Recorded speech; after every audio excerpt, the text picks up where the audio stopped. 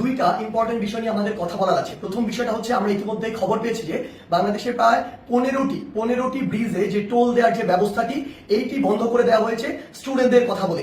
আমাদের জায়গা থেকে স্পষ্ট বার্তা, এটি রাষ্ট্রের একটি যে আয়, এই আয়ের একটি অংশ এই ব্রিজগুলোতে যে টোল দেওয়ার বিষয়টি। সো কেউ স্টুডেন্টদের কথা বলে হোক, বৈষম্য বিরোধী ছাত্র আন্দোলনের কথা বলে হোক, এই নামের অপব্যবহার করে কেউ বাংলাদেশের কোথাও ভুলে এই কাজ করবেন না।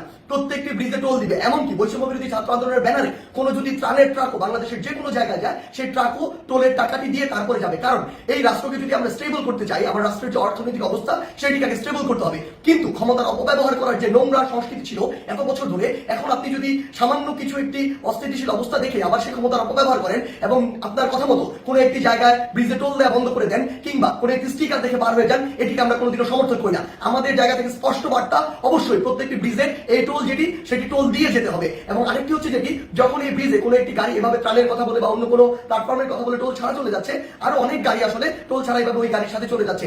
এই যে অপসংস্কৃতিটি কিংবা ক্ষমতার অপব্যবহারের যে নোংরা বিষয়টি, এটি আমরা কখনোই সমর্থন করি না। রাষ্ট্রের যে আয়ের সেক্টরগুলো রয়েছে সেগুলো সুন্দরভাবে চলতে হবে রাষ্ট্রের সুন্দরভাবে চলার জন্য।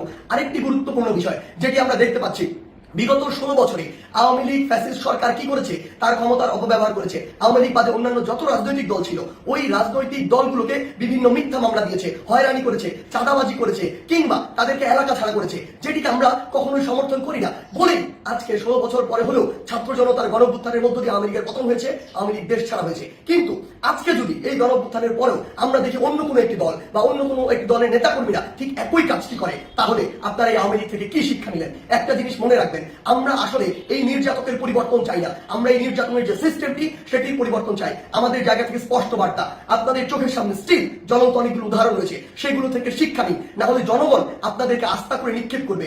আমরা যেন এটি না দেখি যে কাউকে আবারও মিথ্যা মামলার ওই চক্রটিতে যেতে হচ্ছে, কাউকে আবারও কোনো দোষ ছাড়া বিনা দোষে ঘর বাড়ি ছাড়া করা হচ্ছে, ঘর বাড়ি ভেঙে দেওয়া হচ্ছে, কিংবা তাদেরকে নির্যাতনের শিকার করা হচ্ছে, কিংবা আমরা শুনছি দেশের বিভিন্ন জায়গায় একটি চাঁদাবাজির নতুন চক্র গড়ে উঠছে। আমরা আপনাদেরকে স্পষ্ট করে বলতে চাই, আমরা আমাদের জায়গা থেকে বৈষম্য বিরোধী ছাত্র আন্দোলন এই সকল ক্ষমতার অপব্যবহারের বিপক্ষে, এবং আমরা এগুলোর বিপক্ষে সবসময় কথা বলে যাব। আপনাদের সহ আপনাদের যারা স্টেক হোল্ডার রয়েছে, যারা আপনাদেরকে এগুলো করার জন্য আসলে উৎসাহ দেয়, কিংবা আপনাদের ওই সমর্থক গোষ্ঠী যারা চুপ করে থাকে, তাদেরকে বলছি, জনগণ যদি একবার এই সকল সেন্টিমেন্টের বিরুদ্ধে দাঁড়িয়ে যায়, তাহলে আপনাদের অস্তিত্ব সংকটে পড়বে। তাই জনগণের চাওয়াটার কথা চিন্তা করুন, সময়ের দাবির কথা চিন্তা করুন। যদি আপনার নাম ভাঙিয়ে কিংবা আপনার কেউ একজন রুট লেভেলে এই কাজগুলো করে, দিন শেষে ব্লেম কিন্তু আপনার উপরেই আসে। সো এই জিনিসটি মাথায় রেখে পুরো বাংলাদেশে এই যে নতুন আরেকটি 16 বছরের যে বিভিন্ন চিত্র ছিল, উদাহরণ ছিল, সেগুলোর যে নতুন আরেকটি এক্সটেনশন কেউ তৈরি করছে নতুন করে, কিংবা নতুন আরেকটি সংস্কৃতি কন্টিনিউ করার চেষ্টা করছে, আমাদের জায়গা থেকে স্পষ্ট বার্তা, আমরা এটি সমর্থন করি না। এবং আমরা অন্তর্বর্তীকালীন সরকারকে স্পষ্ট করে বলতে চাই, আইন শৃঙ্খলা রক্ষাকারী বাহিনীর মাধ্যমে, বিচার বিভাগের মাধ্যমে যারা এই মিথ্যা মামলা থেকে শুরু করে চাঁদাবাজি, নির্যাতন, হয়রানি, ঘরবাড়ি ভাঙচুর এরকম কোনো কিছুর সাথে জড়িত, তাদেরকে স্পষ্টভাবে আইনের আওতায় আনা হোক। বৈষম্য বিরোধী ছাত্র আন্দোলনের পক্ষ থেকে কিংবা ছাত্র জনতার পক্ষ থেকে এর প্রতি পূর্ণ সমর্থন রয়েছে। ধন্যবাদ।